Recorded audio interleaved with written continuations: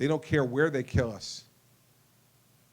They're trying to impose their religious beliefs on us through the use of violence and terror.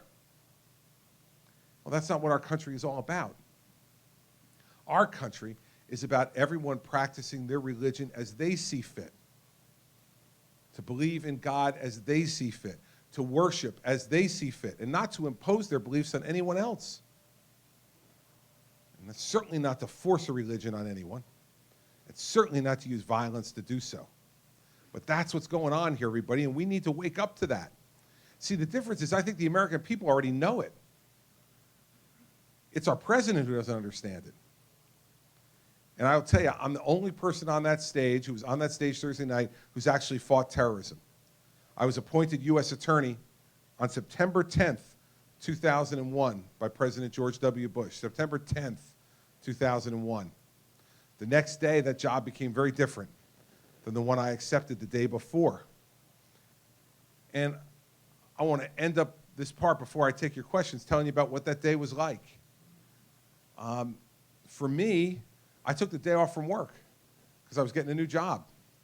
So I wanted to take that day off and kind of think about, all right, now I have this new responsibility. I'm the chief federal prosecutor in New Jersey, and I want to think about that job, start to close up my affairs at my law firm and start to get ready.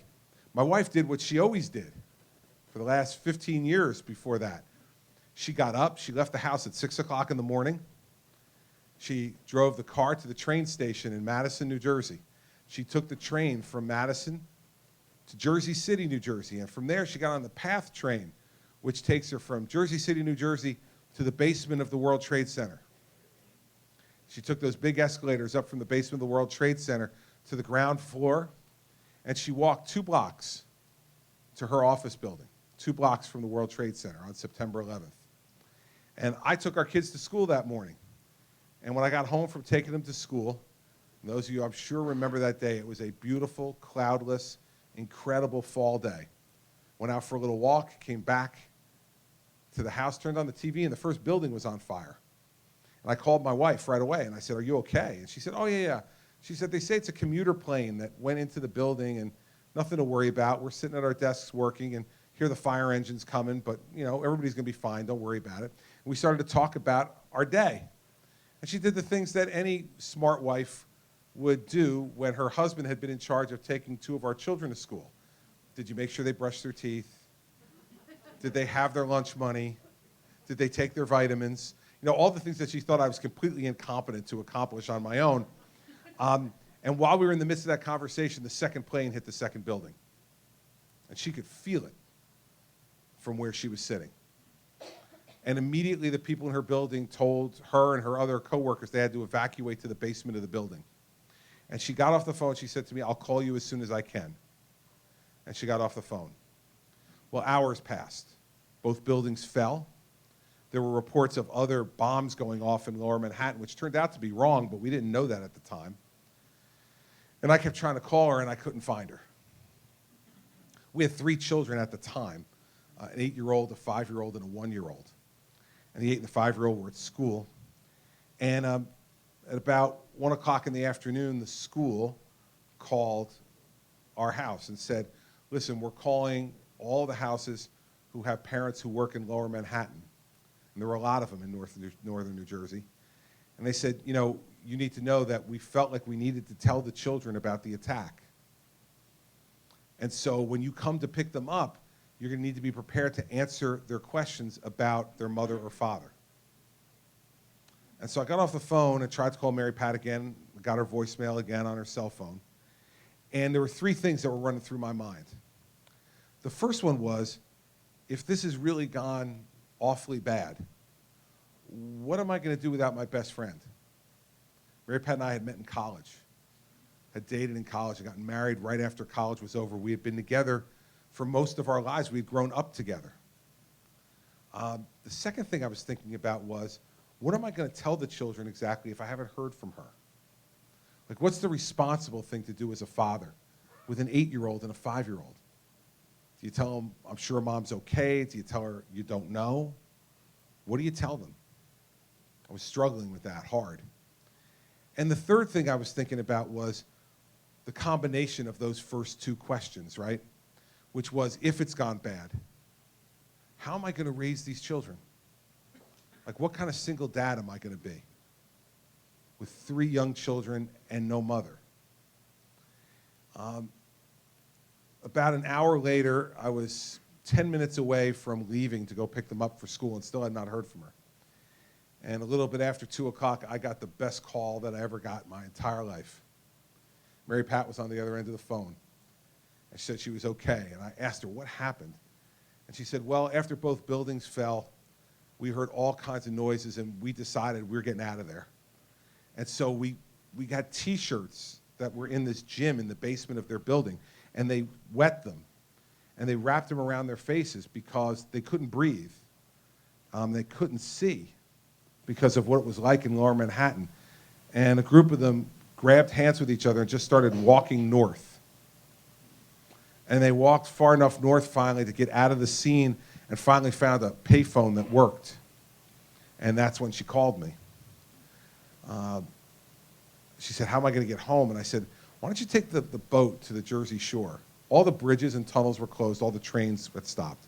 So she went to the east side of Manhattan and took a boat to the Jersey Shore to a place called the Atlantic Highlands.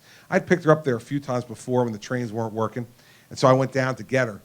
And they usually let you drive right up to the dock, and the boat would pull up and you'd pick up your loved one. Well, this day they kept you about 3-4 blocks away. And so I got outside of my car and I waited for her to come. And I finally saw her walking down the street. At least I thought it was her. And she looked like she had a blanket wrapped around her. So I walked towards her, and I could see she was soaking wet from head to toe with this blanket around her. And I said, what happened to you? So when we got off the boat, they asked if you were from Lower Manhattan or Midtown. When I said I was from Lower Manhattan, they said I had to go this way, and there was a fire truck there. And the fire department hosed us down from head to toe with a fire hose because they didn't want us bringing the contaminants into the state. And a department store was there with blankets that they were donating to people so they could keep warm. So I put her in the car and drove her home. And when we got home, we got a call from a friend of ours who's in our parish. And Mary Pat had helped her husband get a job in Lower Manhattan. He had lost his job, and she circulated his resume to folks, and he got a job at a place called Euro Brokers. They were on the 44th floor of World Trade Center Tower 2. And she said, have you seen Frank? Did you see him at all today? Did you see him when you were going in? Did you see him when you were leaving? And Mary Pat said to her, no, we didn't see Frank. And she said, well, I'm sure he's okay. He's probably in a hospital somewhere and he can't call me, but if you hear from him, please call me. We got off the phone, and Mary Pat and I both knew that Frank wasn't in any hospital anyplace. Frank died on September 11th, and the gym in our parish is now named after him. Our oldest son's best friend, his father worked at Cantor Fitzgerald on the 105th floor of World Trade Center Tower 1. No one got out alive from Cantor Fitzgerald. And that young man now has been in and out of our house for 14 years with his younger siblings and his mom. She lost her husband that day, and they lost their father. And I've watched those young children grow up without a father.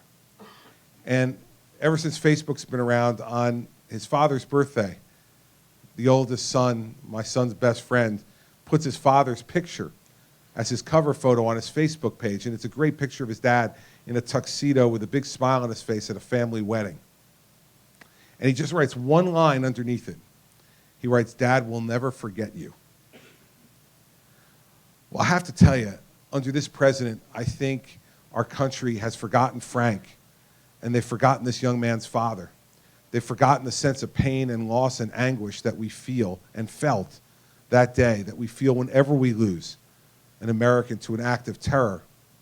And what I want you to tell you is that when I'm president, not only will I know how to fight terrorism because I've done it, I'm the only person on that stage who has investigated and arrested and prosecuted and convicted and jailed terrorists in the aftermath of September 11th for 7 years as the chief federal prosecutor in our state, the state that lost the second most people on 9/11, only after the state of New York.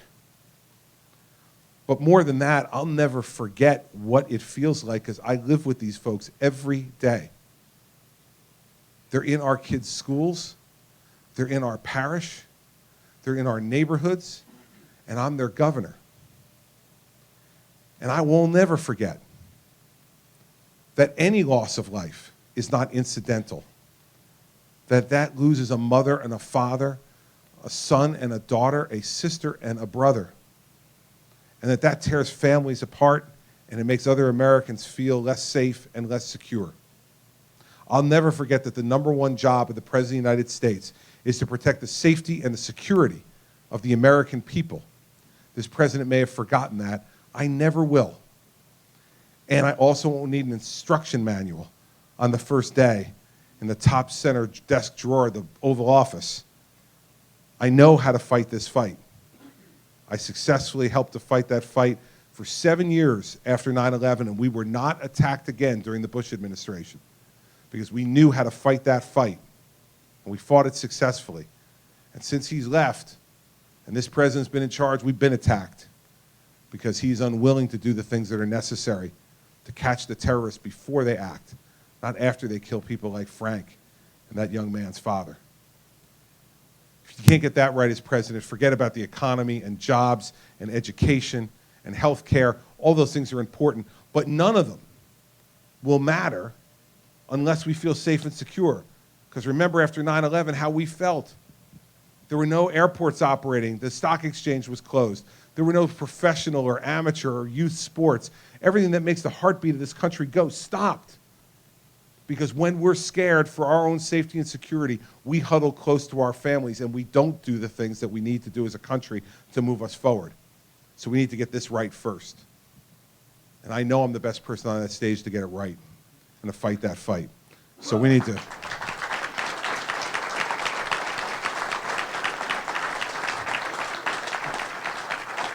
So now it's your time to ask me questions. There's only one rule for my town hall meetings here in Iowa.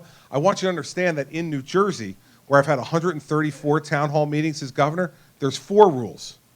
In Iowa, there's only one rule that will tell you everything you need to know about the difference between New Jersey and Iowa. New Jersey, I need 4 rules to keep things under control. In Iowa, only one. It's one rule. You raise your hand, I call on you, you get to ask me a question, I'll answer it. That's the rules. That's it. And you ask me whatever you want about whatever you want, and I will give you a direct answer. You may like it, you may not, but you won't be confused when I'm done, I can guarantee you. So let's start with the lady in the back right there. Thank you. What is your position on Common Core? Okay, I'm going to take my jacket off because we're going to work. My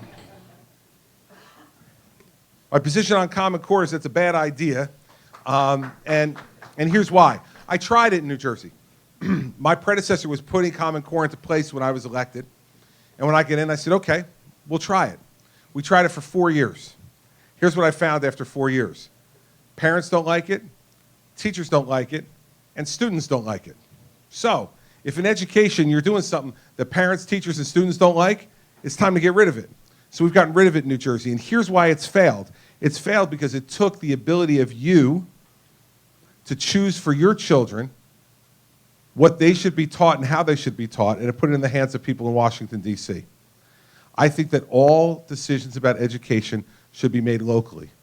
You understand what the values are in your community and how things should be taught. And on top of that, if something's going wrong, you can get in the car, go over to the school board meeting, and have your voice be heard by the people who are making those decisions. If the decisions are being made in Washington, you're lucky you get a form letter back from the Department of Education if you have a complaint. So it's not only because you can have input into how your children are being taught, it's also that when things go off the rails, you can be heard on how to fix it. And if we do that in Washington, D.C., it won't work. So that's why I've abandoned Common Core in New Jersey. And as president, I would encourage every state in the union to abandon it and go to state-based and local standards that have input from educators and from parents, who are the 2 sets of people who should be making these decisions, not folks in government in Washington, D.C. All right. Go to the gentleman behind the camera there. Yeah.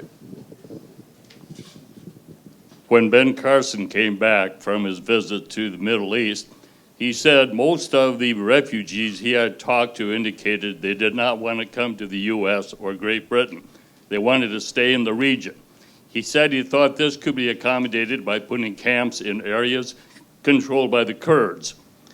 He said there were two conditions that were needed. First, a no-fly zone to protect the camps from the air. Number two, increased aid to the Kurds. My question is twofold. Number one, is this possible or is it and practical? Number two, if we increase aid to the Kurds, do we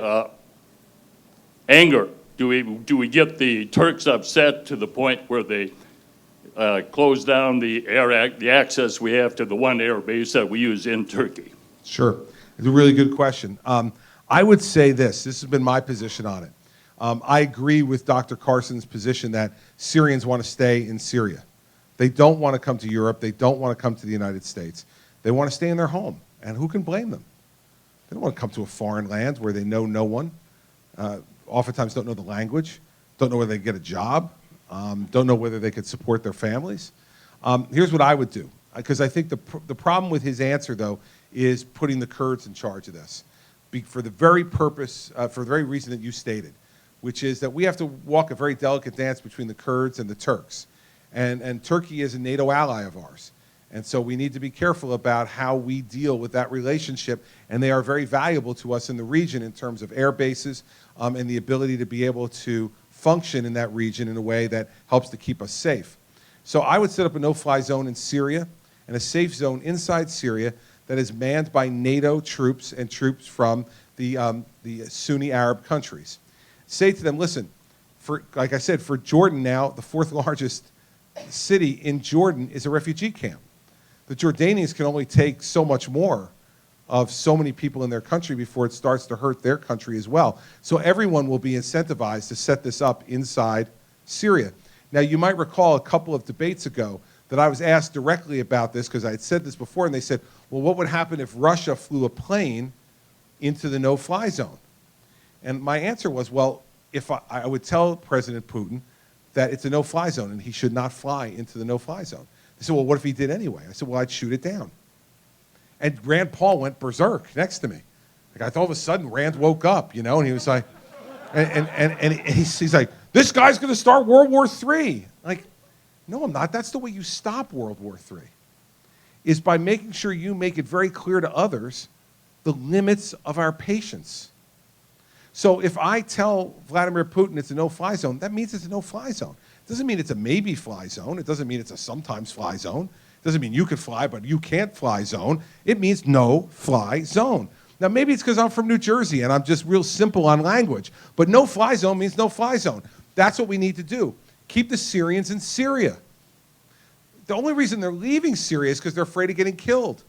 If we can prevent them from being killed, they're not going to leave. If we can direct them to a safe zone inside their own country, then that's the way we should do it. And the president should be doing this. Instead, he's making these folks traipse all over the world, and he's giving ISIS an enormous opportunity to infiltrate those refugees with terrorists. And that's why I'm against Syrian refugees in this country, because the FBI director said he can't vet these folks. Well, if the FBI director says he can't promise you that he can vet these folks, and to me, that's the end of the discussion. He's the expert. He's the person you've put in charge. If he tells you no, no means no. I can't do it. And the first job of the president, as I said before, is to protect the safety and security of the American people. And so that's the way I would do it. So I half agree with Dr. Carson, half disagree with him. All right, let me turn back around. Yes, sir. So in this election, how do you go about gaining ground on somebody who seems to be politically invulnerable? Who are you referring to? I think you know. I've never heard Carly Fiorina called politically invulnerable before.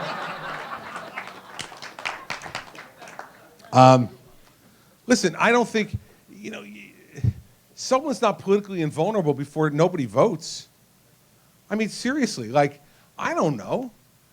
Are you all convinced that you just shouldn't show up 2 weeks from Monday because, it's over and Donald Trump's the winner?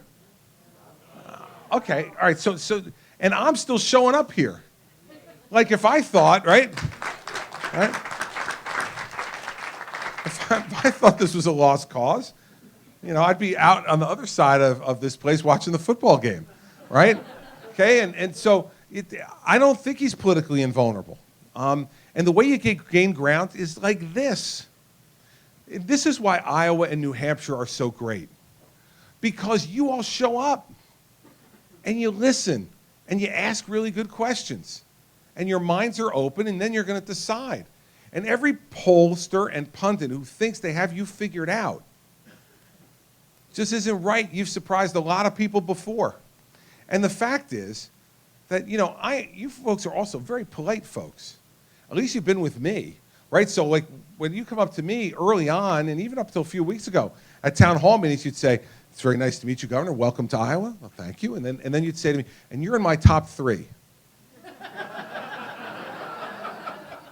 Very nice of you, you know? And over the summer, I thought that was great. I'd go home to Mary Pat and go, "Oh, these people told me I'm in their top 3. There's 17 people. I'm in the top 3. We're doing good, right? Feels good. Then I realized, you say it to everybody. Right? So which one of the top 3 do you give when the pollster calls? You know, and how do you answer that question? So I am not ready by a long shot to concede this race to anyone. And the fact is that Iowans want people who are willing to do this, who are willing to come to Sioux City on a Sunday afternoon and spend a couple hours looking you in the eye, taking your questions and giving you answers. Not just flying in on a big jet, doing a rally, signing a couple of hats, and getting on the jet and going home. I'm telling you, if you reward that, then Iowa is no different than any other state anymore. The reason you're different, the reason why you're the first in the nation caucus and New Hampshire is the first in the nation primary is because you've been different. You demand that we show up, not just on your TV sets or in your mailbox, but in person. You demand that we look you in the eye and answer your questions. And if you don't demand that of candidates, if you reward anything other than a full-out effort, then you become no different than California or New York or Missouri or Minnesota or Louisiana or Florida. So why shouldn't they be first? That's what Iowans have to remember. And I think they will. I don't think any of you forget that. So I am not willing to concede anything to anybody before anybody has voted. And so that's why I'm here. That's why I'll be back for the debate. That's why I'll be here the day before the debate and every day after the debate through the caucuses on that Monday night. Because I'm not going to let you people off easy. Not at all. Ma'am, right here. I'm a former federal defender, so I... All right. You understand, I'm sure, that there's a lot of problems in the criminal justice system. Are you in favor of criminal justice reform, and if so, what would you do? Very much in favor of criminal justice reform. And let me tell you what I've done in New Jersey as a blueprint for what I would want to do in the country. It costs $49,000 a year to incarcerate someone in New Jersey. Now, what we've seen over the course of time is that we are filling a lot of the spaces in our jail with nonviolent, non-dealing drug offenders.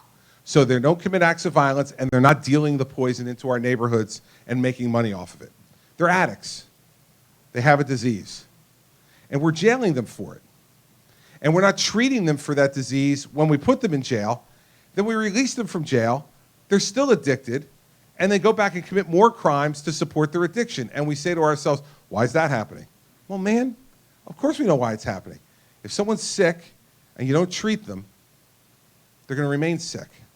If you treat them, you have a chance for them to get better. They don't always get better. You get a chance for them to get better. So here's what we did in New Jersey. I advocated for and signed a law now nearly 3 years ago that said for any first-time, nonviolent, non-dealing drug offender, you no longer go to prison. You go to mandatory inpatient treatment for a year. Now, mandatory inpatient treatment costs $24,000 a year. Incarceration costs $49,000 a year. So I can treat 2 people for every 1 person I incarcerate and break even. And we need to understand that this is a disease. Now, my mother was addicted. My mother was addicted to nicotine. My mother was a smoker. My mother started smoking when she was 16 years old in 1948 before anybody knew that smoking was bad for you. In 1948, everybody thought smoking was cool, and everybody did it. And my mother got addicted, and I watched her over the years struggle like crazy to break that addiction. She tried everything, gum, the patches. She even tried hypnosis for a while, which was really good for us because it kind of mellowed her out a little bit, which was nice. It did nothing for the smoking, but it took the edge off her a little bit, which was really nice. But none of it worked. And when she was 71 years old, she got diagnosed with lung cancer. Now, when she got diagnosed with lung cancer, no one came to us and said, don't treat her, she's getting what she deserves. She made a choice. She chose to smoke. Everyone knew that smoking caused lung cancer. Don't treat her, let her die. No one said that about her cancer. And let me tell you what else. I was not ashamed to tell anybody that my mother had cancer, even though she had given it to herself. I didn't feel ashamed of it. But what if my mother had been addicted to heroin? Would I have been telling everybody, oh, by the way, Mom's not doing well. She's addicted to heroin. The reason we don't talk about that is because we feel that reflects on us, that somehow that makes me a lesser son, makes my father a lesser husband, makes her a lesser person. I'm not saying that the choice to use drugs is ever a good one. It's not. But who in this room today has not made some decisions that they wouldn't like to have back? I mean, I know I have. I've made them. And I'm sure most of the people in this room have done it too. Many of us were lucky that it just didn't involve drugs. So I say all the time when looking at these folks, we have to lower the stigma so that they'll come out from the shadows and seek treatment. I say there, but for the grace of God, go I. And if we really feel that way, then we need to give these people help. And reforming the criminal justice system can do that. Let me tell you what it's led to in New Jersey. We've also distributed Narcan now to every police force in our state and trained them on how to use it and supply the Narcan to them. We now, in the last 18 months, have administered Narcan 7,500 times in our state, saving lives. We now have a recovery coach program for the people who wake up from overdoses, that there is someone in the hospital with them who has been through recovery themselves, who can help to get them to treatment and get them help. What's happened in our state? Crime is down 20%. The prison population is down 10%. I was able to announce this week in my State of the State speech that we are closing a state prison in New Jersey. Closing a state prison. I don't know where else that's happening in the country, but we're closing it. And here's what we're going to do with it. To go further on criminal justice reform, we are now in the midst of converting that state prison into a treatment facility. And so now anyone who's drug addicted in the rest of the state prison system will be sent to that place. And it will be a certified drug treatment facility so that when those folks get out, they have the tools to have the possibility to reclaim their lives. That's going to be better for their families. That's going to be better for us, by the way, because those folks won't be a drain on society then. There's a possibility they can go get a job, contribute to our society. And the last piece of it is this. We've had this war on drugs for 30 plus years. It hasn't worked. It was well-intentioned, but it hasn't worked. And so we need to be smart enough to know when we've tried something, no matter how well-intentioned it is, when it doesn't work, we need to do it differently. And I think I'm the person who can advocate for this effectively in the country because I am a former prosecutor. And no one's going to accuse me of being some soft guy on crime. I've thrown plenty of people in jail over my career, and when I'm president, I'm going to hire an attorney general who will throw even more in jail. The violent ones, the sociopaths, they need to go to jail. But those who are suffering from a disease don't. And I'll end with this. When I say there, but for the grace of God, go I mean it. Because I have a friend of mine who I went to law school with. He was in my study group. For any of you, if there are any recovering lawyers in here like me and who went to law school, you'll remember that the people in your first year study group in law school are the people that you became closest to, because that's when you're the most scared, the most vulnerable. You didn't know if you were going to make it. And those are the people you clung to try to make sure you got through those exams the first year and kept going. We had six people in our group. And this person was the smartest of all of us. He became one of the editors of the law review. He got the best grades. He was the first one to get a job out of law school. He became a partner in his law firm before any of us did. He married an amazing woman who's a physician. They had 3 beautiful daughters. He had a great house, great car, great job, great salary. And worse yet, he was the best looking of all of us. And he was a good athlete. We really, on a sub-level, we hated him, right? And he continued to stay in great shape as we got older, and he would run 10, 15 miles a week. And we got into our early 40s, we were saying to him, like, be careful now, we're starting to get older. You got to, like, kind of give into our age a little bit. And he didn't want to hear anything about it. And on one of those runs one day, he got hurt his back. And he's a trial lawyer, so he needed to be on his feet, and he needed to be working. And so he went to chiropractor, he went to an orthopedist. They couldn't really do anything for the back, so he went to a pain management doctor. And that doctor gave him Percocet. And about a year after this, I got a call from his wife. And she said to me, listen, I kicked him out of the house. I had to kick him out of the house. He's addicted to these painkillers and alcohol now. And she said, and I can't trust him around the girls.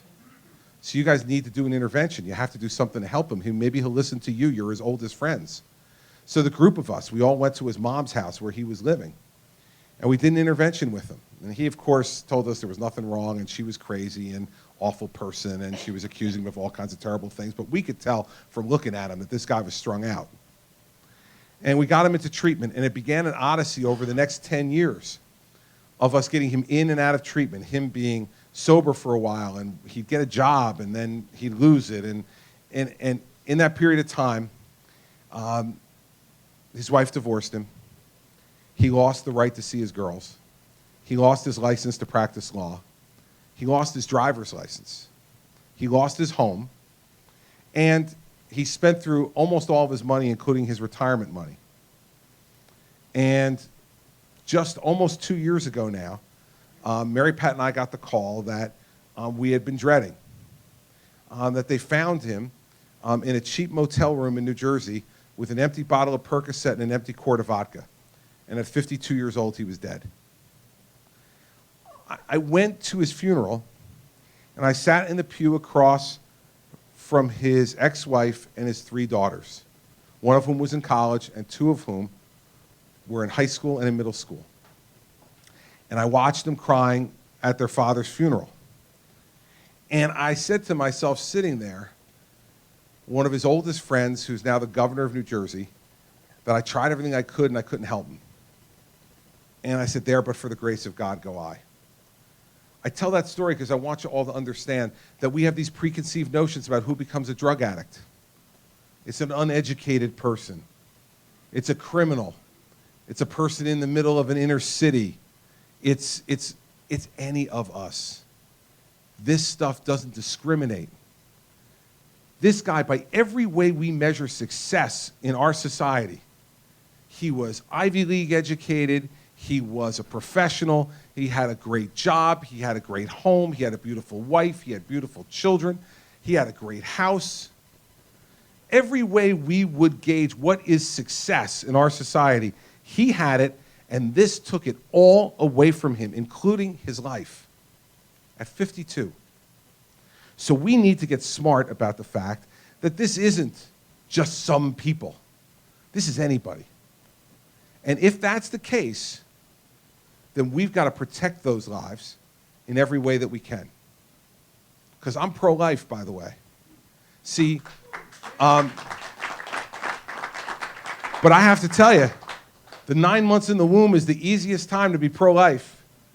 It's when they get out that it gets complicated. Because they've done nothing to disappoint us when they're in the womb. But when they come out, life gets complicated and bad choices get made. But the 16-year-old girl on the floor of the county lockup, her life is precious. Just as precious as the life in the womb. And my 52-year-old friend in that cheap motel room in New Jersey, who was by himself and died by himself, his life is just as precious as that precious as the one in the womb. And so if we're going to be pro-life, we need to be pro-life the whole life, everybody. And that means doing something on criminal justice reform and understanding that every one of those folks is an individual gift from God. And that every life is precious. And that we need to protect it. And I'm going to talk this way from behind the seal of the presidency of the United States because I want the stigma to be lifted. And I want us to all work together to save these lives. Too many young people are dying from overdoses in this country.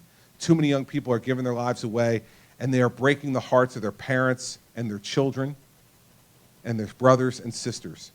And we got to stop that. And I want to try to stop it as president. So thanks for raising that issue. I appreciate it very much.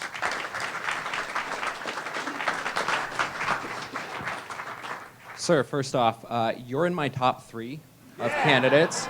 Yeah, baby. You would be number 1 if I could get a ticket to the Republican debate on the 28th.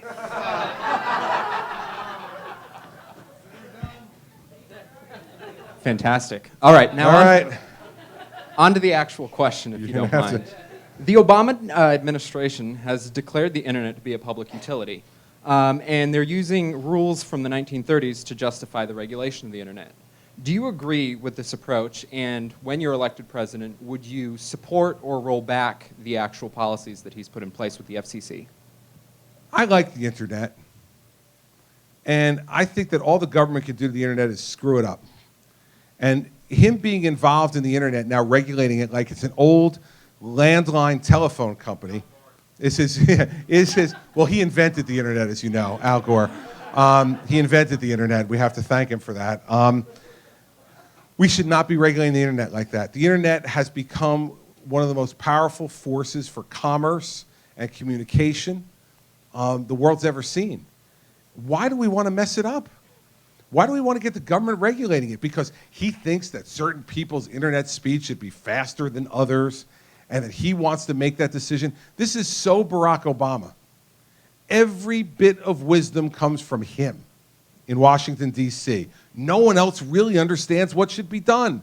And winners and losers have to be selected by the people in Washington, not by the greatness of the ingenuity of your idea or the depth of your work ethic. Can you imagine what Facebook would look like if it was a government enterprise? Right? There wouldn't be any like button on it, right? Because we wouldn't want to offend anyone. The only way you could use the like button is if you liked everyone. But if you only like certain people, that's not nice. We wouldn't have the like button. We wouldn't have the relationship status, because heaven knows that's much too private, and that privacy would have to be protected at all costs. I mean, just think about how ridiculous it would be.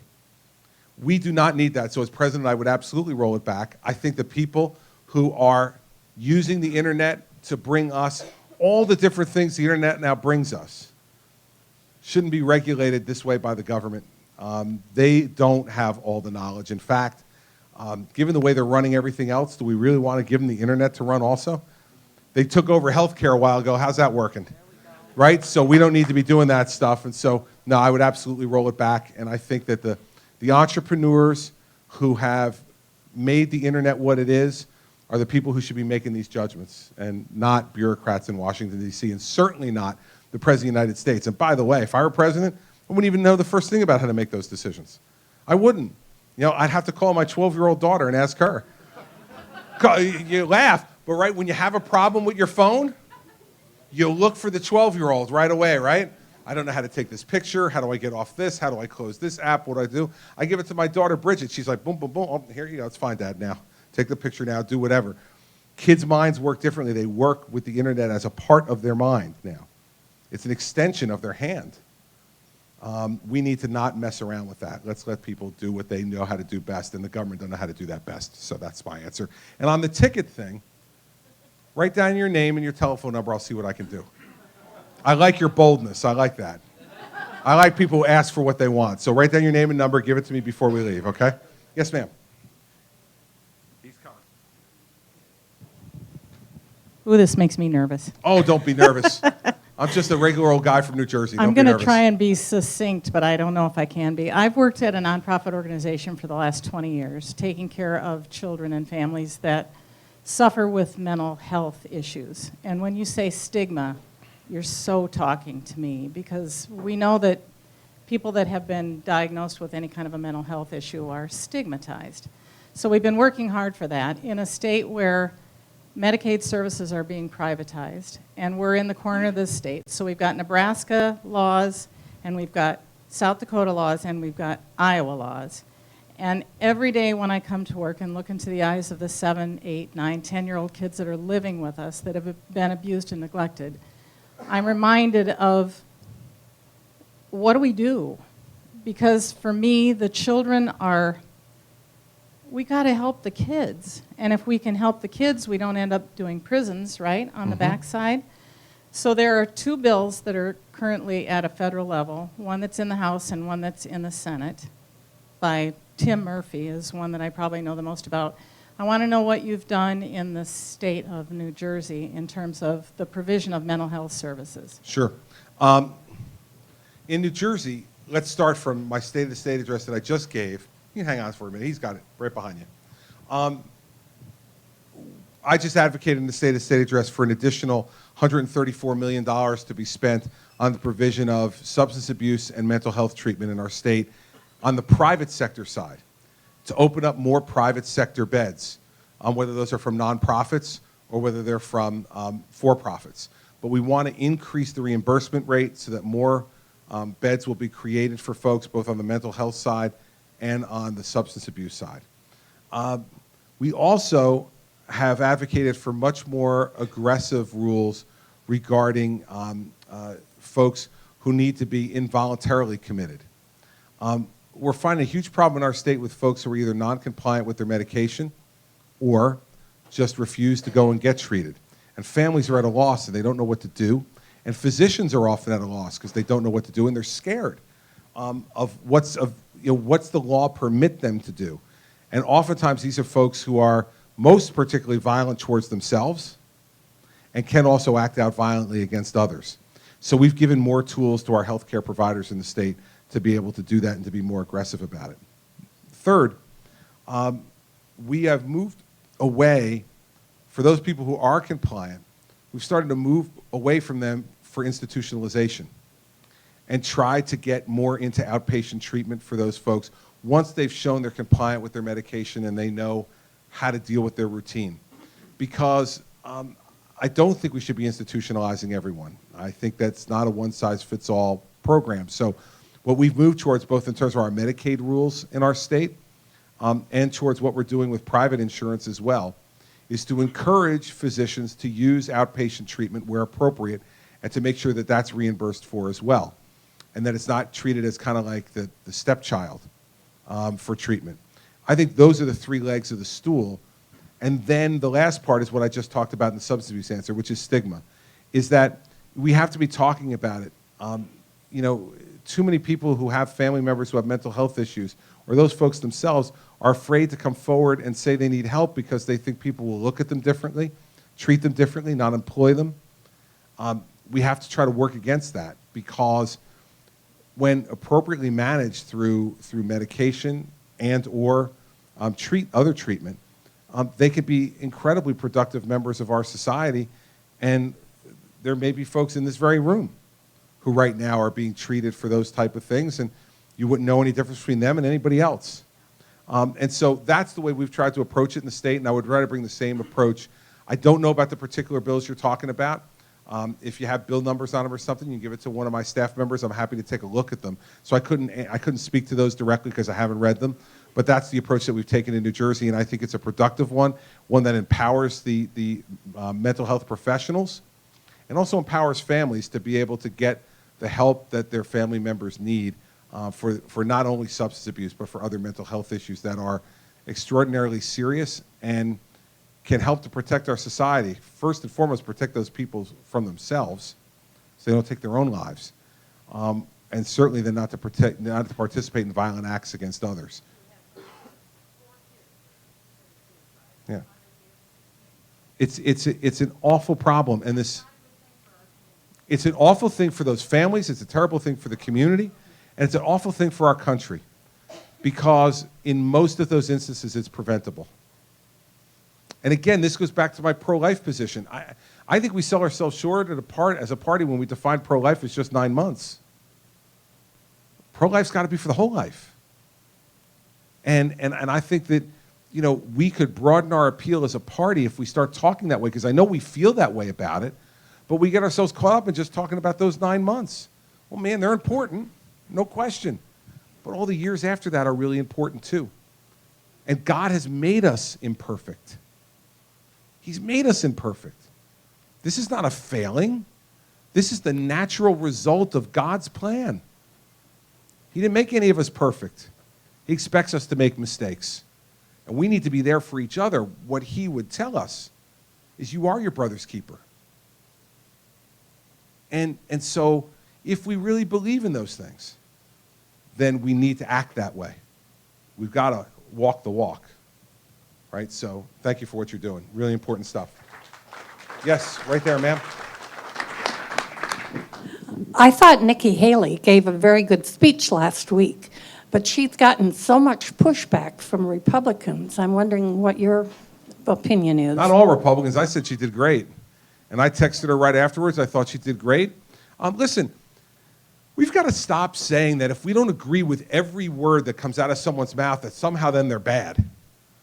I didn't agree with every word that came out of her mouth in that speech, but I agreed with probably 90% of it. So does that make her my 90% friend or my 10% enemy? I think we got to get smart about this. She is a smart, productive, successful governor of a really big state. And by the way, the Democratic Party that somehow tries to make everybody believe that they're the protectors of women, look at all the female governors we have, and all but one of them is Republican. The fact is, whether it's Susana Martinez in New Mexico or Mary Fallin in Oklahoma or Nikki Haley in South Carolina, we have some really great Republican women in the House, in the Senate, Kelly Ayotte in New Hampshire, that are great examples of female leadership. And I thought it was wrong for folks to go after Governor Haley. You can say, listen, I disagreed with this part of her speech or that part of her speech, but it tended, as I think you got the feeling of, it got a little more personal than that. And I think we got to be smart about this stuff. You can say you disagree with somebody on something, but not impugn their performance or their character. And I don't think she deserved that. She did a very good job, I think, on Tuesday night. And I liked her speech a heck of a lot better than the president's, so let's be smart. We heard 2 speeches that night. Hers were a lot better than his, so I support Nikki. She's a good person. Yes, sir, in the back. Well, you may have moved into first place with my wife with your answers. All right. One at a time, baby, one at a time. That's right. I've got a question on the right and the left. Let's say everybody will make some assumptions. Everyone has 47%. How would you campaign to the independents, who I feel like I'm a strong independent? I'm going to caucus with the Republicans, but I just need what you would think as the Republican candidate for president. How would you handle the independents? Handle the independents the same way I handle them in New Jersey. I win them by a lot. And here's how. I think that what independents want more than anything else is somebody who speaks directly to them, makes sense, and is tolerant. You and I aren't going to agree on everything. I don't know which things we disagree with, but if we sat down at the bar and talked for half an hour, we'd come up with a few. Question is, when I disagree with you, do I look at you and say, it's outrageous, you're a terrible person, I can't believe you think those things, you're dead wrong, you've been wrong for a long time, I'm right, let's have another drink? That's your brother-in-law? Yeah, we all have brother-in-laws, don't we? Mary Pat is number 9 of 10 children, and she has 6 older brothers. 6 older brothers. So when I went to that house for the once-over, I had 6 older brothers and a father-in-law to give me the inspection. So yeah, I got 6 brother-in-laws, and they all have lots of opinions. The way I talked to people in New Jersey was, I said, listen, these are the things that I believe, you have the right to know them. I am not going to say that you're an awful person if you disagree with me. For instance, on the abortion issue, well, I feel strongly about being pro-life. If someone comes up to me who's pro-choice, I don't say to them, you're a baby killer and you're going to hell. That kind of is a conversation ender for most people, okay? And so we need to be listening to each other. We need to be working with each other. And I think what independents in New Jersey, and I won 2/3 of the independents in my re-election race, and I won 60% of them in my initial race. And I think it's because they saw somebody who was going to just try to get the job done. And yes, I have points of view and I have some ideologies. Of course I do. I'm a Republican and I'm proud to be a Republican. And it's not about watering yourself down. It's about telling people the truth and then listening to what they believe. You're not the only one in the room with principles. You got to know that. And other people have principles too. You got to hear them out. And sometimes when you hear them out, you can find an avenue for compromise. In New Jersey, I have a Democratic legislature. I've had a Democratic legislature every minute of every day I've been governor. Well, man, I got two choices. Either find avenues of compromise or hold my breath and stand in the corner for 8 years. Well, the last part did not appeal to me. So I find areas of compromise. And I think that what we've lost in Washington, D.C. is people don't talk to each other anymore, and they don't listen to each other anymore. All they care about are press conferences and press releases. And this is why this stuff, you know, when other people are attacking other people, it just drives me crazy. I mean, you don't see me attacking anybody else on that stage. You've watched 6 debates now. I haven't attacked anybody else on that stage. And the reason I haven't is because I think any of those folks would be a better president than Hillary Clinton, right? And so I got to restrain myself, because I got plenty to say, but I got to restrain myself and be smart. I think folks who are independents appreciate that. They appreciate when someone listens, and they appreciate when you give it to them straight. So you're going to know my points of view. Some of them you're going to agree with, some of them you're not going to agree with. But I guarantee you this, if you're looking for the candidate who you agree with 100% of the time, my suggestion is this: go home and look in the mirror. You're it. You are the only person you agree with 100% of the time. And what's going to happen if you demand in return for your vote that you get someone who agrees with you 100% of the time? You know what you're going to get? A liar. Because, believe me, politicians are pretty good at reading eyes.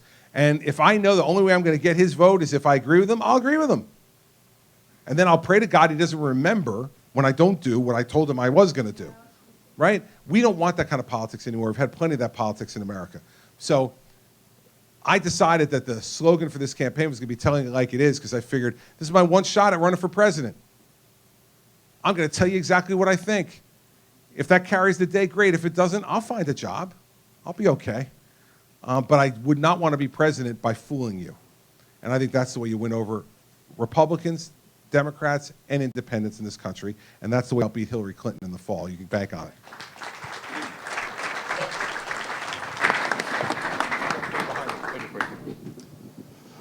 Governor, almost every candidate out there has said, on day one, I will rescind every executive order put out by Barack Obama. I haven't heard your opinion on that, but I guess in the bigger picture, would you be in favor of congressional action spelling out what can and can't be done in an executive order? Well, I think there's already kind of judicial and congressional limits, constitutional limits that are placed on what you can do in executive orders. The president's just disregarding them. So let me be clear on what I would do. On the first day, I would rescind all the illegal and unconstitutional executive orders, okay? That's the real, what they should really be saying is that I'm going to rescind all the illegal and unconstitutional executive orders, and there's a number of them, on immigration, on Obamacare, on guns. I mean, he just has no right to be doing this. When the Congress has passed a law on a certain topic, I can't change the laws of the executive by executive order. I got to go back to Congress and get them to change it. And that's, again, we're supposed to have a government of 3 co-equal branches that check and balance on each other. He is now, and that's why the other night at the debate I called him a petulant child. Because that's what a petulant child does. Like, here are the rules. Oh, I don't like the rules, so I'm going to do it my own way. We punish a child like that. We say to a child, no, you have to follow the rules of our house. The rules of our house is the Constitution of the United States. And listen, here's his problem. He can't believe what's happened to him, right? He really can't. I'm sure when he's laying in bed at night and it's dark and he's staring up at the ceiling and he's got 1 year left as president, he says, how the hell did this happen to me? When I was elected president, my approval ratings were in the 60s.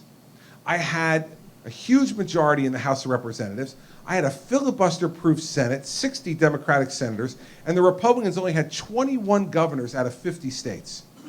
7 years later, after doing all the things I've done, the Republicans have the biggest majority in the House they've had since 1928. They have a majority in the Senate, and we have 31 Republican governors now, not 21. Well, that's what I said to him in the debate the other night. I said, Mr. President, I hope you're watching. I want to talk to you directly. We don't dislike you. We dislike your policies, and we've rejected them. You now can't use the executive order to go around our rejection. I know you're frustrated that Congress won't do what you want. We elected them so they wouldn't do that stuff. We elected them so they'd stop you. They're being successful at stopping you. You may not like it, but that's the truth. And so, to me, I think that and I have had to do this with my legislature. I would love to do even more by executive order to get what I want, but it's against the law. And you take an oath, and the oath is to enforce the Constitution and the laws of the United States, not just the ones you like or agree with, but all of them. And if you don't like certain ones or don't agree with them, then go to Congress and get them changed. And if you can't, that means that a majority of the people in the country don't agree with you. So, tough nuts. That's the way it goes, right? It's a democracy, man. So that's what I would do on the first day. For this gentleman, right? Try and get out of here. You got it, sir. You going home? Governor, you also have a now number one right here. All right. Thank you. You're very welcome. And if you're handing out tickets for that debate, I want on the list.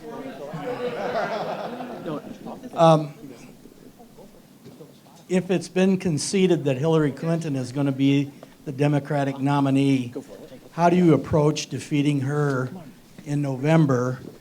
Will you be tough on her over Benghazi, her email scandal, those kinds of things? What will be your approach? I've run against a female candidate before. And it is a very difficult thing to do. Because, you've got to be very careful about what you say and how you say it. She does this very well. You remember her Senate campaign back in 2000. Poor old Rick Lazio walked over during the debate and asked her to sign a piece of paper. And she made this huge deal over the fact he was trying to intimidate me, he was standing over me, he was putting a pen in my hand. Like as if anybody thinks that Hillary Clinton is a shy, retiring flower who is easily intimidated by anything. But I think we still do have certain approaches in our country that we're expected to do. So I think you're running against a female candidate, and I ran against a woman for re-election who was an 18-year state senator. I'll tell you this. I will be as tough on Hillary Clinton as I need to be.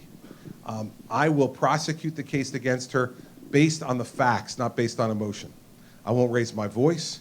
I won't yell and scream. I'm not going to call her names. I'm not going to get into that because that's inappropriate for someone running for president to begin with, but it's even more inappropriate when you're running against a female candidate. I think that what I have to do is to lay out the facts to the American people. And every time, for instance, if you watched her debate in New Hampshire a few weeks ago, Martha Raddatz asked her 3 times this question. The policy in Libya has been a failure. Libya is on fire and not being governed. You participated in the creation of that policy. What responsibility do you take for the policy in Libya and the results that have occurred? She asked her 3 times. And 3 times she refused to answer. That's the way we have to go after Hillary Clinton, is she's got a record and she's got a point of view. And I want to give her every opportunity she can to explain that to the American people. Because when she gets that opportunity, we're going to win. Because the American people don't agree with her. They just don't. And so I think, there's going to be this temptation, because we've been out of office for 8 years, to be really tough and really loud. And as you know, I can pull that off fairly well. Tough and loud has never been absent from my repertoire. I can do it if I need to, but here's what I want to be. I want to be the President of the United States. And my job is to represent the Republican Party in a way that will produce victory in November, because we cannot permit her within 10 miles of the White House, let alone in it. And so my attitude will be, I will be myself, I will speak my mind, and I will ask her questions. And when she doesn't answer them, I'll ask again and again and again. I'm the only prosecutor in this race. You want me on that stage. You want me to be the guy prosecuting the case against Hillary Clinton. You don't want some youngster who's going to look like a deer in the headlights, okay? You don't want somebody who this is their first rodeo. I've run in New Jersey twice in a Democrat state. The first race was against the incumbent Democratic governor who outspent me 3-1. He spent $33 million against me, and we beat him. He threw everything at me he could, and I just kept walking forward. And the second time I ran in a Democrat state, we won 61% of the vote for re-election in a Democrat state. Barack Obama had been elected the year before in New Jersey with 59% of the vote. He got 59%. I turned around the next year and got 61. And so I know how to win these things. And it is going to take a very disciplined, tested person. Remember the other way I've been tested. I am in the very worst, most liberal media market in America. I am in the New York media market. Can you imagine what it's like to be a conservative Republican and have the New York Times in your press gaggle every day? Every day, man. And guess what? The New York Times 8 weeks ago said I was conducting a and I should vote. Now all of a sudden, folks are writing that this race is down to 4 people and I'm one of them. You can't listen to the noise. You can't be distracted.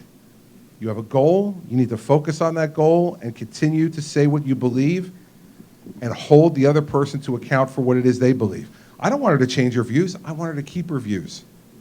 Keep them. I'm not going to change her mind. I want to bring it out so that everybody can see it. When the country sees it, they're going to elect me over her, and I am going to be her worst nightmare on that stage. You can be guaranteed. Be ready. All right. They're telling me I can take one more question, which means I will take 2. And here's why. Because I want to remind my staff that I am still the boss.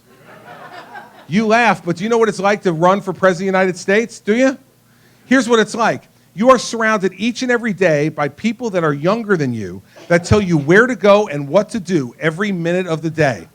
Right here, next to this stool, in the middle of all of you, is the only place during the day that I am safe from the tyranny of the young. All right, so now, including this guy who just hit me up for a ticket to the debate.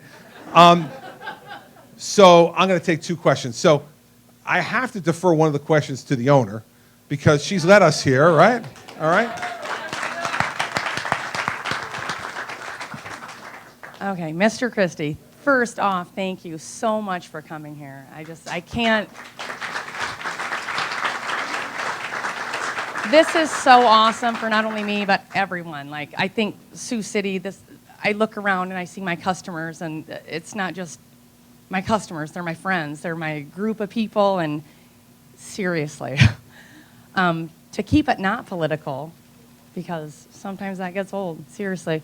I respect what you say about addiction. I struggle with that. A lot of people struggle with that. So hats off to you for recognizing that it's real, you know. I deal with that, you know, and it's real. It doesn't make us bad. It makes it real. You got to put a human element to that, you know, and that's what it is. It's a human element to something that happens to a lot of us that a lot of people just shy away from and are embarrassed of, and there's a stigma to it. But, you know, you can only move forward and get better. And aside from that, if you had to listen to a song tonight when you get into your car, what is your band that you're going to pick? Yeah, well, who said that? All right, listen, man, I'm sorry. I am 53 years old, which means that when Born to Run came out, I was 13. If you're a 13-year-old boy in the state of New Jersey and you put on Thunder Road or Jungle Land or Born to Run or She's the One, and it doesn't get your pulse going, then you need to move to another state, right? So if I had to go into my car tonight and I was permitted to only put one artist on, all right, you want song too? All right, one artist, and it has to be Bruce Springsteen. But now I understand that Bruce, come on, all right, I got you. But here's the thing, I've been able to separate Bruce's politics from his music. Now, I've gotten to know Bruce well over the years. We worked very well together in the aftermath of Hurricane Sandy. He helped a lot of people recover with us from that. I admire the work that he does, and he's a great artist, and I'm from New Jersey, so if I'm not for Bruce Springsteen's music, then there's something wrong with me. So if I could only have one, it would be Bruce. But I will tell you, just as an aside, that recently I have kind of fallen in love with Adele. Right? Okay? Because here's the thing, right? First of all, she's got this amazing voice, right? Just an incredible voice. But then when you actually listen to her speak, she's normal, right? She's not one of these like prissy kind of like, oh, look at me. I don't want to give examples because I'll offend somebody. But, kind of these like stars who think that they're, high and mighty and you can't touch them. She's a pretty normal sounding woman. Except when she opens her mouth to sing, when she is completely extraordinary. So as I've been driving around Iowa, I have been known with members of my staff to be singing a little hello. But I can guarantee you this, you don't want to be in the car for that. You really do not want to be in the car for that. My staff is only in the car because I'm paying them to be there. So if I only had one, it would be Springsteen, but I need to admit that right now I've got a little bit of a crush on Adele. And my wife's okay with it, so we're all right. Thanks for asking. All right. I just want to say this. We own our own small feed store, 60 miles from here. And so all the guys get around the table every morning, and we're talking politics a lot now. And they're telling me you're really growing on them. So you're coming up, and you got to hang in there because you're my man, and you're growing on them. And I just want to know, this Donald Trump, he just eats everybody up that gets close to him. So you're our kick butt guy, and I want you to take care of yourself because you're going to be next to him. I can tell. I love your charisma. When we went to see Obama, he came to a sale barn in a town 15 miles away from me. My daughter and I, we didn't even know him, and here he is. He's president. You're going to be. So, all right? My question is, how are you going to take care of that Donald when he tries to kick your butt? Well, listen, I've known, unlike all the other people on that stage, I've known Donald Trump for 13 years. I met Donald Trump 13 years ago. No, it's now 14 years ago. Wow, it's January of 2002. So it's now 14 years ago. I met Donald Trump, and here's how I met him. I don't know if I've told this story publicly before, but here's how I met Donald Trump. I was U.S. Attorney for New Jersey, and Donald's older sister is a wonderfully smart, elegant woman named Marianne Trump Barry. And Marianne Trump Barry is a judge on the United States Third Circuit Court of Appeals, which covers New Jersey. And so when I was the brand new U.S. Attorney, I was going to visit all the judges to introduce myself and make a courtesy call on them. And one of the judges I went to meet was Judge Marianne Trump Barry. So I went and I had a wonderful visit with Judge Barry. She is just a smart, funny, really wonderful woman. We got to the end of our meeting, and she said to me, Chris, I have to ask you a personal favor. I said, sure, Your Honor. What do you need? And she said, I wonder if you'd be willing to have dinner with my little brother. Your little brother. You mean Donald? And she said, yes, Donald, my little brother.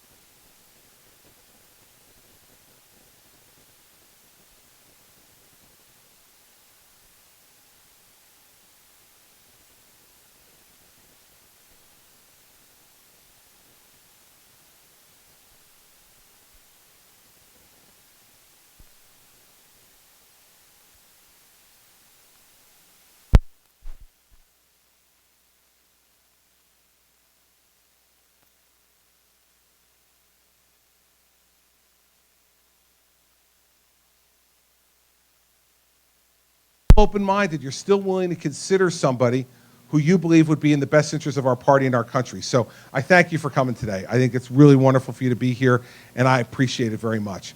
Second thing I want to say to you is this, that I encourage you to go to my website, chrischristie.com. It has all the policy stuff on there and everything. And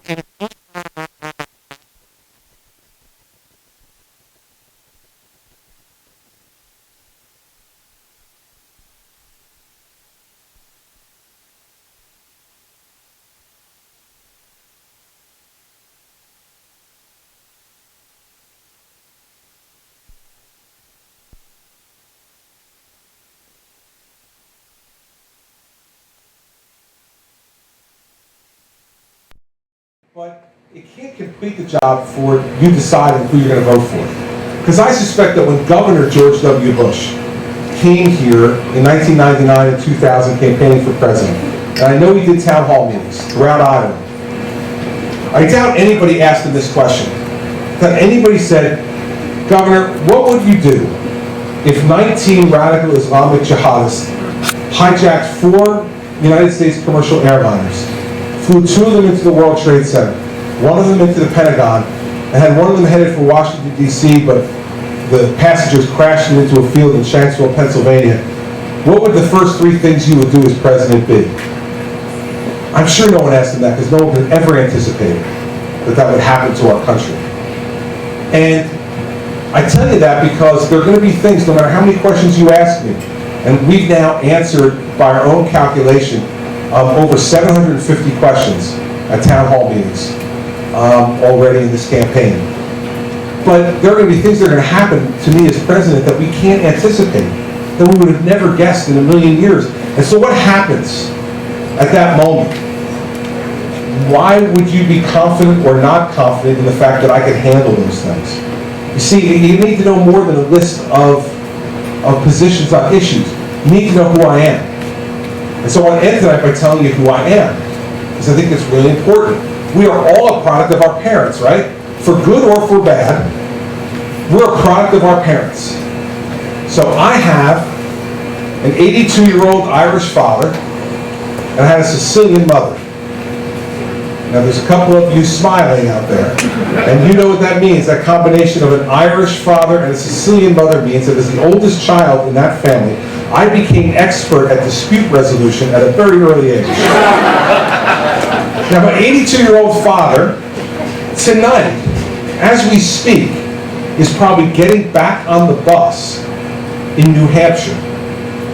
The last 3 weekends, he has gone up and led groups of volunteers from New Jersey, because it's only about a 4.5-hour drive from New Jersey to New Hampshire.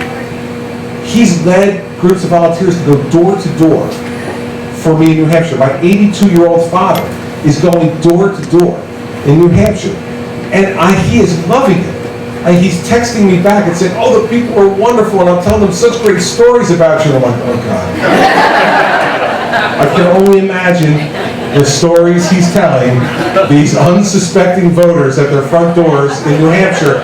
You should just be glad that Iowa's a much longer drive than New Hampshire is. But he is that kind of guy. He's outgoing, he's gregarious, he's kind of a backslapper, he tells a good joke, he's a funny guy, and a wonderful dad. But despite all that, I've told him that in the automobile of life, my dad was merely a passenger. My mother was the driver. My mother set all the rules in the house. My mother was judge, jury, and executioner, and she liked that last one the best.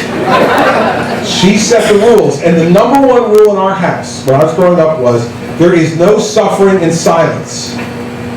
Now, we came to suspect that my mother made this the #1 rule because she used it the most. Right? So whenever anything was bugging my mother, she told you, and you had to sit and listen. And when I finally became a teenager, and I could push back a little bit, I said, like, Mom, all right, enough already. I get it. Stop. She said, no, Christopher, you're going to listen. And you're going to listen now. I need to get this off my chest. There'll be no deathbed confessions in this family. You're going to hear it right now. And that's what she demanded of all of us. She said, listen, if you've got a problem, I need to hear about it. Don't hide it. Get it out there. We can help you. Something great's happened in your life, I want to know about it. We can all celebrate it together. No keeping secrets. No keeping stuff in. Get it out there. So that was where Mom was. I said, Mom was, and I said to you earlier that she had been diagnosed with lung cancer. My mother was diagnosed on Valentine's Day of 2004 with lung cancer. And it had been after 55 years of smoking. And, you know, and if you've gone through this, you probably know that lung cancer can either be something that's a real slow grind towards the end, or something that happens really fast, depending upon the type of lung cancer that it is. Unfortunately for my mom, it was one that was going really fast. I was U.S. Attorney at the time, and it got to be the end of April of 2004, just a couple of months later. And I was at a conference for all the U.S. attorneys out in San Diego, California, and my younger brother called me and he said, listen, we had to put Mom back in the hospital. She's taking a real turn for the worse. And the doctors say, if you want to see her, you need to come home right away.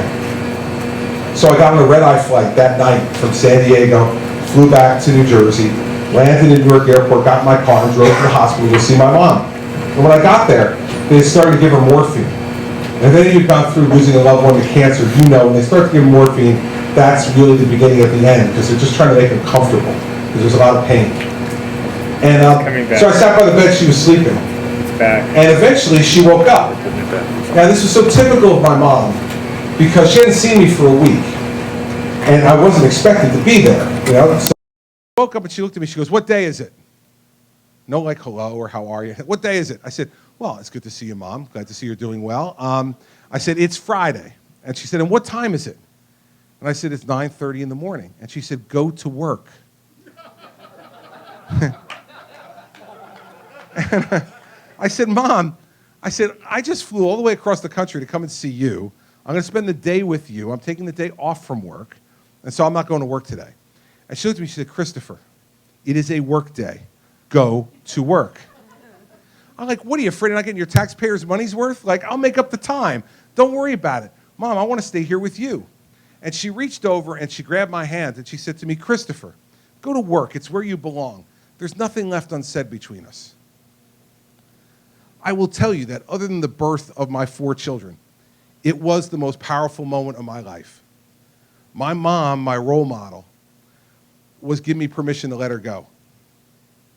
And as I sat there, I thought to myself, damn, she's right again. She's right again. Like, there are no deathbed confessions. She said that so many times that I could hear it in my head. There'll be no deathbed confessions in this family. You're going to hear it now. And she was right. Every grievance had been aired. Every joy had been shared. Everything we needed to say, we had said. And so I did as I was told. Like, I got up and I said, okay, Mom, I'll go to work. And I kissed her on the forehead and she said, good boy. And I got up and I walked out. And 3 hours later, she went into a coma. And 3 days later, she died. And I never spoke to her again. But I don't have a moment of regret because I lived my life the way she taught me to live my life. And so I know that if she were alive to see this circus that my life has become, right? I know she'd have lots of stuff to say, but I know 2 things she'd say for sure. First thing she'd say is like, so, you're running for president of the United States. Mr. Big Shot. She'd look at me and go, remember, buddy, I changed your diaper. I know who you are. So keep your head on your shoulders and your feet on the ground. My mother would be so concerned that this didn't change me. And she would see it as her personal responsibility to make sure that it didn't. And the next thing I know she'd say is, okay, if you're going to do this, then you got to remember something. You're asking these folks to give you the most trust that they can give to anybody outside their family. That means you have to let them know everything you're thinking and everything you're feeling. Because in a trusting relationship, Chris, that's what we do. That's the way she taught me to be. So that's who I am. If I'm your president, you're never going to have to wonder what I'm thinking because I'm going to tell you. And you're never going to have to wonder what I'm feeling because you'll see it. I don't hide it very well. I'm angry, I'm happy, I'm concerned, you'll see it. If you're wondering what I'm willing to fight for, you won't have to wonder because you'll see me fighting for it. I don't do these things behind the scenes. I'm an out front guy. And if you're wondering how hard I'm going to fight for it, you won't have to, because you'll see me. You'll see me doing it. You need to know who we are, because you can't anticipate everything that's going to come across our desk, and neither can I. But I know when 9/11 happened that I had a feeling inside me that we were going to be okay, because I thought that that president had the measure of character that was going to be necessary to make our country safe. And even though I was scared like everybody else, I felt a sense of security that my president was going to protect my country. And I hope that not only do I earn your vote on caucus night 2 weeks from tomorrow, but that I earn your trust and your confidence too. See, because your vote will get me to the White House, and that'll be great. That's what I want and what I believe I can do best. But I cannot be a successful president if I don't get your trust and your confidence too. Because I'm going to make some decisions you're not going to agree with. And I'm going to do some very difficult things that are going to be hard for the country. But if I have your trust and your confidence, then I have a chance to be a successful president. And if I don't, then I can't. And we can't afford another unsuccessful presidency. This country desperately needs a successful presidency to renew our hope and our spirit and our faith in our country again. And I'm running for president because I want to be that type of president. And I think I'm ready to be that type of president, to beat Hillary Clinton, and then to run this country once again, where I put my faith and my confidence in you the same way you put it in me. And if we get that done, then the best days of America are still ahead of us. And then we'll be able to put our heads on the pillow with contentment, knowing we've done everything we needed to do for our children and grandchildren. So thanks for coming tonight. I appreciate it very much.